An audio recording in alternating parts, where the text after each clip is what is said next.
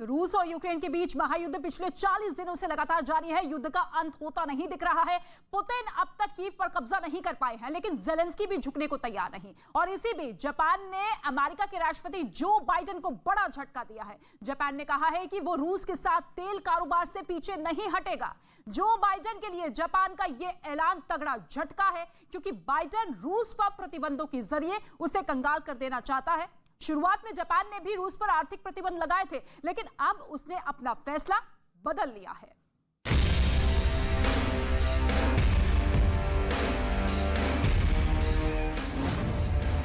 महाजंग में बाइडेन को जापान का झटका। अमेरिकी प्रतिबंधों को जापान ने दिखाया ठेंगा। यूक्रेन के खिलाफ रूस की महाजंग ने दुनिया के कई देशों को दो धुरियों पर लाकर खड़ा कर दिया। एक और वो देश हैं जो इस जंग के बीच अमेरिका के साथ खड़े नजर आ रहे हैं, और दूसरे वो गिने चुने मुल्क जो आर्थिक प्रतिबंधों के बावजूद रूस का साथ नहीं छोड़ रहे। महाजंग की शुरुआत में जापान भी उन मुल्कों में शामिल था जिसने जंग में यूक्रेन के लिए अपनी सहानुभूति जताई। जंग का विरोध करते हुए रूस के खिलाफ आर्थिक प्रतिबंधों का ऐलान किया। जापान के इस कदम से अमेरिकी राष्ट्रपति जो बाइडेन भी गदगद, क्योंकि जापान जैसी बड़ी अर्थव्यवस्था का ये रुख रूस के लिए बड़े झटके से कम नहीं था। लेकिन अब जापान ने अपनी पूरी पॉलिसी बदलकर खुद बाइडेन को ही तगड़ा झटका दे दिया है। जापान ने ऐलान किया है कि वो रूस के साथ तेल कारोबार से पीछे नहीं हटेगा। मतलब ये कि महाजंग के बावजूद जापान अपने कारोबार से कोई समझौता नहीं करेगा। जापान का ये कदम इसलिए अहम माना जा रहा है क्योंकि रूस की बड़ी तेल और गैस कंपनियों में जापान का बड़ा निवेश है। जापान के ट्रेड मिनिस्टर ने अपने बयान में कहा है, जापान का ऐसा कोई इरादा नहीं है कि वो रूस में अपने तेल और गैस के प्रोजेक्ट से पीछे हो। उनसे हमारा हित जुड़ा है और दीर्घकाल की दावेदारी। जापान का ऐलान अमेरिकी राष्ट्रपति बाइडेन के लिए किसी बड़े झटके से कम नहीं है, क्योंकि महाजंग के बीच बाइडेन रूस के खिलाफ लगातार आर्थिक प्रतिबंधों का ऐलान करते आ रहे हैं और दुनिया में रूस के खिलाफ माहौल बनाने के लिए उम्मीद कर रहे हैं। बाकी मुल्क भी रूस से अपना कारोबारी रिश्ता खत्म कर दें और दुनिया में रूस के खिलाफ माहौल बनाने के लिए उम्मीद कर रहे हैं कि बाकी मुल्क भी रूस से अपना कारोबारी रिश्ता खत्म कर दें। लेकिन जापान ने ऐसा नहीं किया। さらなる制裁ということについては全体の状況を見ながら、国際社会としっかり連携をしながら我が国としてやるべきことをしっかり行っていきたいと考えています。 रूस और यूक्रेन के बीच जंग शुरू होने से लेकर जंग के 41वें दिन जापान के ट्रेड मिनिस्टर ने अपने बयान में कहा है, जब जंग शुरू हुई और रूस ने यूक्रेन पर ताबड़तोड़ हवाई हमले शुरू किए तो अमेरिका ने रूस के खिलाफ आर्थिक प्रतिबंधों का ऐलान किया। अमेरिका के बाद जापान और ऑस्ट्रेलिया भी उन देशों में शामिल थे जिन्होंने यूक्रेन के खिलाफ जंग लड़ने वाले रूस पर आर्थिक प्रतिबंध लगा दिए। क्वाड के 4 सदस्य देशों में से 3 यानी अमेरिका, ऑस्ट्रेलिया और जापान ने रूस के खिलाफ आर्थिक प्रतिबंध लगाए। सिर्फ भारत इस मामले पर तटस्थ बना हुआ था, लेकिन अब जापान के बदले रुख के बाद क्वाड में रूस के पक्ष और विपक्ष का समीकरण 50-50 का हो गया है।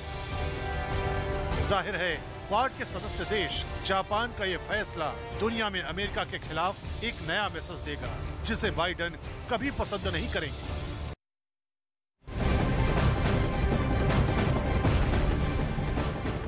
और इस वक्त एक बड़ी खबर आपको बता दें, यूक्रेन के शहर स्टेंका से सामने आ रही है, जहां रूस की सेना ने भीषण बर्बादी की है। एक एक इमारत तबाह हो चुकी है, शहर वीरान हो चुके हैं, ब्रिज और सड़क पर भी ये तबाही दिख रही है। शहर पर मिसाइल से हमला हुआ है। ड्रोन की तस्वीरों से बर्बादी का मंजर भयावह दिख रहा है। ये तस्वीर आप देखिए किस तरीके से तबाही के बाद मंजर वहां पर बना हुआ है। ड्रोन से ली गई ये तस्वीर है जो कि स्टेंका शहर की पूरी कहानी बताती हुई कि यहाँ पर किस तरीके से रूस की सेना लगातार ताबड़तोड़ बम बरसाते हुए दिखाई दे रही है। और ऐसे में पूरा का पूरा इलाका जो है, पूरा का पूरा क्षेत्र जो है वो वीरान हो चुका है। लेकिन यूक्रेन पर रूस के हमले लगातार जारी है। रूसी फौज यूक्रेन के कई शहरों पर बमबारी कर उसे तबाह कर चुकी है और अब धीरे धीरे वो यूक्रेन के बाकी बचे शहरों को भी निशाना बना रही है। रूस ने अब यूक्रेन के किस नए शहर को टारगेट पर लिया है, इस रिपोर्ट में आप देखिए।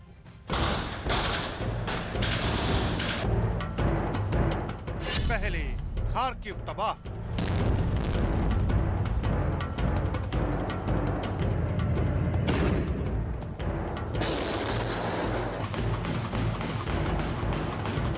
फिर मारिउपोल में मचाई बर्बादी और अब पुतिन के टारगेट पर नया शहर। रूस ने जब से यूक्रेन पर हमला किया है उसका एक ही टारगेट रहा है, कीव पर कब्जा करना।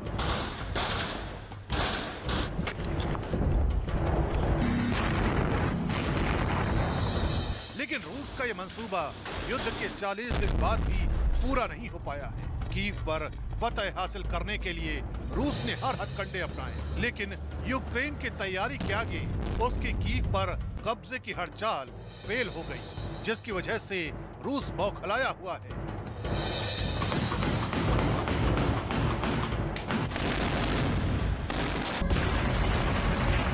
और वो कीव पर कब्जा नहीं कर पाने का गुस्सा कीव से सटे शहरों पर उतार रहा है। रूसी फौज ने कीव के नजदीक बसे शहर स्टेयंका पर मिसाइलों की बारिश कर उसे तबाह और बर्बाद कर दिया।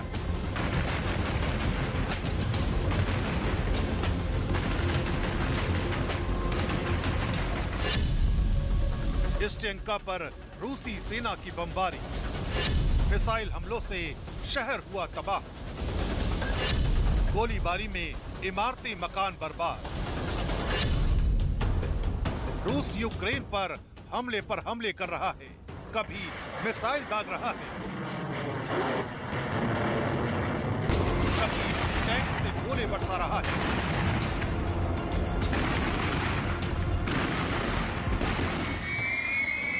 तो कभी लड़ाकू विमान के जरिए यूक्रेन के ठिकानों पर बमबारी कर रहा है। यूक्रेन के शहर रूसी बमबारी से वीरान हो गए हैं, लेकिन ज़ेलेंस्की हार मानने को तैयार नहीं है। ज़ेलेंस्की को घुटनों पर लाने के लिए पुतिन की सेना वहां के शहरों पर एयर स्ट्राइक कर उन्हें तबाह करने में जुटी है।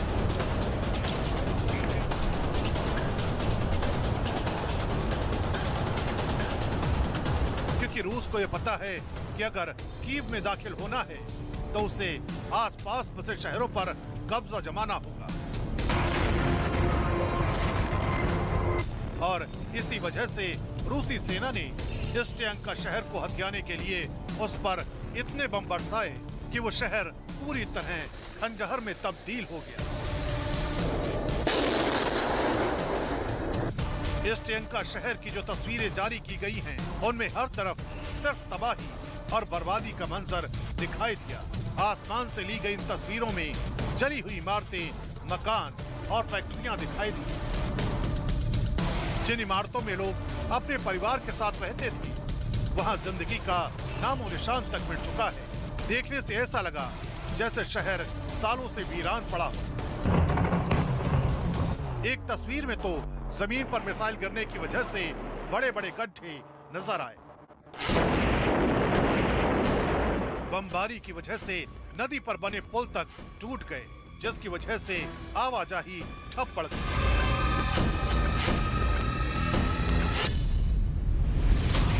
कीव पर कब्जे की सनक में पुतिन नए नए प्लान बना रहे हैं। वो बार बार अपना टारगेट बदल रहे हैं, लेकिन लाख कोशिशों के बाद भी पुतिन की रेड आर्मी कीव पर अपना झंडा नहीं फहरा पाई। और इस बात से झल्लाए पुतिन यूक्रेन के नए नए शहरों को टारगेट कर रहे हैं।